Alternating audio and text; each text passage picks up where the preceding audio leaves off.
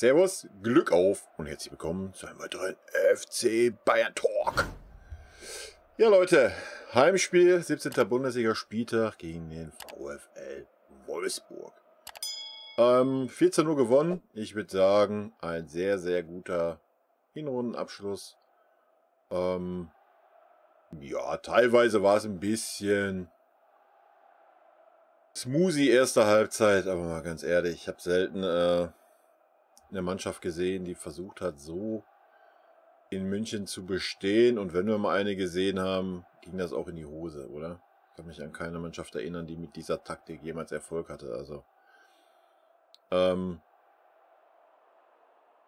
ja, alle 11 Spieler waren also alle 21 Spieler waren in der Hälfte von Wolfsburg. Das über fast 90 Minuten lang. Einzig Manuel Neuer war uns in der Hälfte, also gerade die ersten 30 Minuten war halt echt, als wir zu Handball gucken und keiner möchte irgendwie den Ball aufs Tor werfen. Ja, weiß ich nicht. Klar, 6 Spiele in Folge verloren und so weiter, aber ich denke, gerade die letzten Spiele haben ja gezeigt, wo bei uns so ein bisschen die Schwächen sind. Ja, erste Halbzeit haben sie auch die eine Chance gehabt durch den Stolperer von Alphonso Davies, aber kurz nach dem 1:0 übrigens.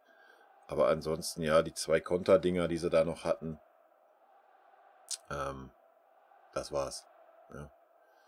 Wir hatten erste Halbzeit jetzt auch nicht so viele klare Dinger. Ja, aber wenn man dann halt eine Halbzeit lang als VfL Wolfsburg nur hinterherläuft, macht das einfach müde im Kopf. Ne? Und das hat man in der zweiten Halbzeit gesehen. Gut, wir haben in der zweiten Halbzeit auch ein bisschen Gaspedal durchgetreten, würde ich sagen. Mal ein bisschen schneller gespielt, mal einen Doppelpass gespielt, mal nur mit einem Kontakt gespielt. Das spielte natürlich auch eine Rolle, aber natürlich in meinen Augen hochverdient. 14:0 gewonnen, auch vom Ergebnis höher. Völlig verdient. Nicht nur, weil ich dadurch 5 Punkte im Tippspiel geholt habe, das mal nebenbei. Nein, völlig verdient gewonnen. Und Levi hat noch sein Ding gemacht, obwohl er vorher 2 sehr gute Chancen versemmelt hat mich auch noch gefreut, auch wieder schön. Vorbereitet von Musiala. Musiala hat sowieso ein gutes Spiel gemacht in meinen Augen. Aber in meinen Augen haben alle ein gutes Spiel gemacht. Selbst Gnabry hat ein gutes Spiel für seine Verhältnisse gemacht. Er war auf jeden Fall mal aktiv nach hinten heute unterwegs. Man hat aber auch gesehen, dass er 2-3 Mal nicht so war. Das war dann auch, wo Wolfsburg ein bisschen über die Pavard-Seite kam. Zumindest bei der einen Chance in der ersten Halbzeit. Aber ansonsten für Gnabrys Verhältnis hat er heute richtig mit nach hinten gearbeitet. Auch wenn er die Zweikämpfe dann am Ende des Tages nicht gewonnen hat. Aber er war wenigstens mal dran am Mann hinten in der eigenen Hälfte und ist nicht einfach stehen geblieben.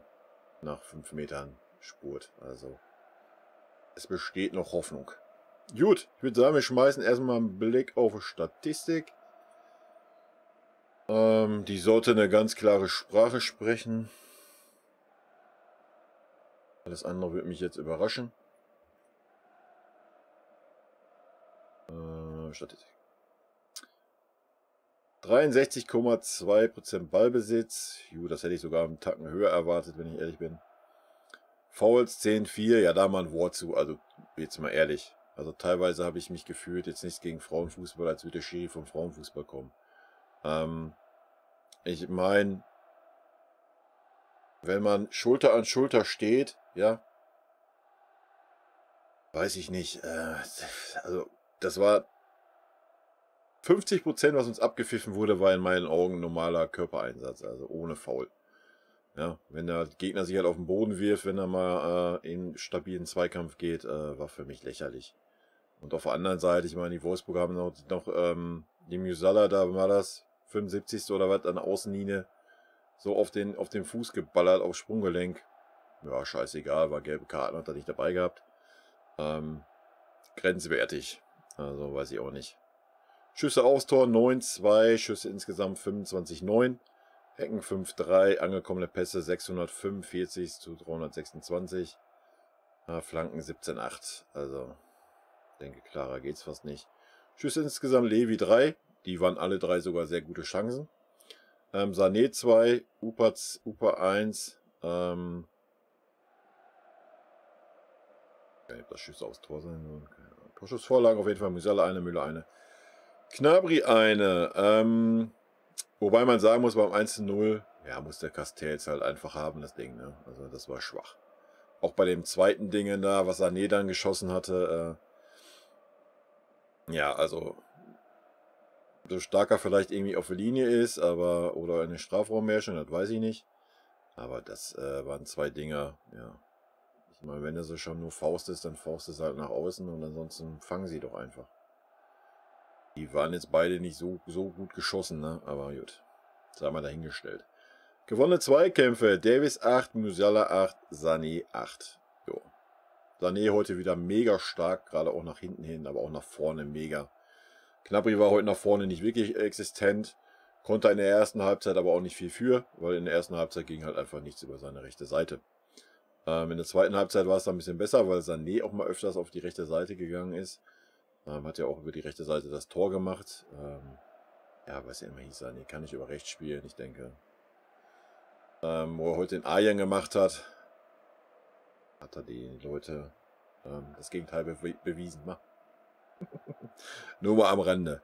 Ballkontakte, Upa 138, Hernandez 121 und Davis 105. Das sagt eigentlich alles aus. Ja? Wenn unsere beiden Innenverteidiger so viele Ballkontakte haben und vor allen Dingen das Krasse daran ist, von diesen 138 sind 130 in der gegnerischen Hälfte. Ja, das ist halt... Gefault worden, Rocker 3, Upa zweimal, Pavard zweimal, ja, mein Gott, ne? Denke, sie werden es überleben. Oder haben es überlebt. Ja, wie ich schon sagte, für mich ein gutes Spiel. Erste Halbzeit ein bisschen langweilig dann teilweise, weil Wolfsburg einfach gar nichts gemacht hat. Ich meine, in der zweiten Hälfte auch gar nichts mehr gemacht. Aber da war ein bisschen die Kraft weg und wir haben ein bisschen mehr Gas gegeben, habe ich ja schon gesagt. Und von daher haben wir zweite Halbzeit ein ganz nettes Spielchen gesehen. Ich habe ja schon im letzten Video gesagt, ich werde mal so ein Hintenrunden-Fazit ziehen. Das baue ich jetzt aber nicht hier in dem Video ein. Wir gehen jetzt nochmal die Spieler durch und dann sind wir hier durch. Ne? Neuer, ja, Neuer will ich heute eine 2 geben, ganz souverän. Hat natürlich auch nichts zu tun gehabt, abgesehen von der einen Chance nach unserem 1:0, den er super gehalten hat. Genau dafür ist er da. Ansonsten war er, ja, beteiligungslos. Und hat, glaube ich, noch nie so wenig Ballkontakte gehabt wie in diesem Spiel. Also, dass wir immer hintenrum aufbauen mussten, dass wir mal gepresst wurden, hat ja einfach nicht stattgefunden. Hernandez für mich auch ein sehr, sehr gutes Spiel gemacht. Ja, auch immer schön rein in den Mann, immer schön direkt gepresst. Auch mal den Stürmer stehen lassen und direkt durchgegangen und den Vorderen gepresst. Gar nicht die Wolfsburger ins Spiel kommen, also für mich auch eine 2. Dasselbe bei Upa. Ja, Upa hat mich auch super gefreut, dass er das Tor gemacht hat. Upa hat für mich auch ein sehr, sehr gutes Spiel gemacht. Auch dasselbe wie bei Hernandez. Immer dran am Mann direkt. Auch den Stürmer auch mal stehen lassen und direkt mal den Mittelfeldspieler gepresst. Hat mir sehr, sehr gut gefallen. Dadurch haben wir halt gar keine Konterchancen groß zugelassen. Ne?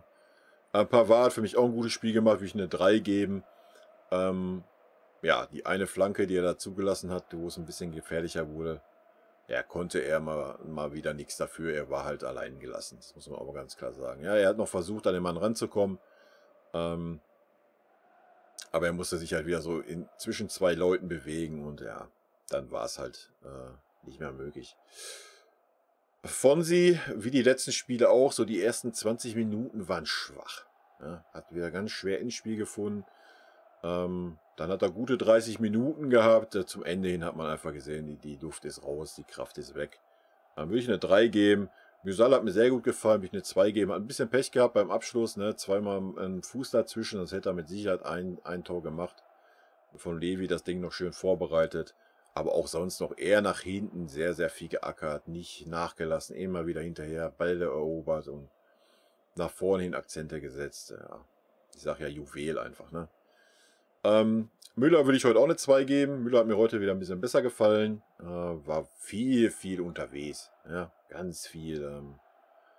Erste Halbzeit viel links, erst ein bisschen links, dann viel auf rechte Seite versucht, da ein bisschen mehr Spielanteile hin zu verlagern. Zweite Halbzeit auch überall zu sehen. ja, war ein sehr gutes Spiel von Müller. Und das Tor, na klar, spekuliert da drauf, genauso wie der Levi und ja, muss er dann halt auch machen, ne? Rocker war für mich auch ein sehr, sehr gutes Spiel.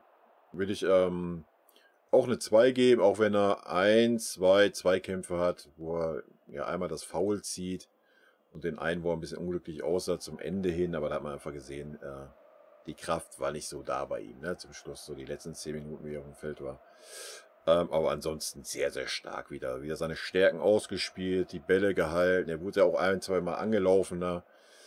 In der 5, wir reden natürlich angelaufen, wenn wir 15 Meter schon in der gegnerischen Hälfte sind, ne? Nicht so wie sonst. Aber da wurde er dann mal von 3 Leuten angelaufen. Ja, sag ich ja, diese Ruhe, die er einfach hat in diesen Situationen. Also die hat er allen anderen defensiven Mittelfeldspielern, die bei uns im Kader stehen, voraus. Das hat ein Kimmich nicht, das hat ein Goretzka nicht, vom Sabitzer brauchen wir gar nicht reden. Und Tolisso genauso wenig. Also den kannst du halt einfach anspielen. Das ist egal, ob da 3, 4 Leute rumstehen, der verliert den Ball halt einfach nicht. Ist halt einfach bemerkenswert. Ja, na klar, dafür hat er ein bisschen Abstriche im Speed und Zweikampfverhalten. So defensiv könnte noch einen Tacken besser werden. Aber heute super Spiel gemacht. Gar keine Frage. Sané, ja auch. Jetzt eine sehr, sehr gute 2. War da für mich der auffälligste Spieler. Offensiv wie defensiv, ja. Muss man mal ganz klar sagen, was auch wieder hinten, ersten Halbzeit nach hinten mit verteidigt hat. Und da rede ich auch, wenn ich sage, nach hinten, ja, 15 Meter in der Hälfte von Wolfsburg. Das heißt nach hinten in diesem Spiel, ja. Sehr, sehr viele Bälle direkt wieder zurückgeholt und nach vorne hin auch 90 Minuten Gas. Ja. Da war nichts mit Handbremse oder sowas. Mir richtig gut gefallen. Und ein sehr, sehr, sehr, sehr schönes Tor, was aber auch sehr, sehr schön eingeleitet wurde von Gnabry. Das muss man natürlich auch mal sagen. Ja. Direkt weitergespielt, hat er sehr gut gemacht. Auch der Schuss aufs Tor für Müller da, wenn man das zählt ja nicht als Vorbereitung, aber hat er natürlich auch gut gemacht, auch wenn der, wie schon gesagt, der Torwart den haben muss.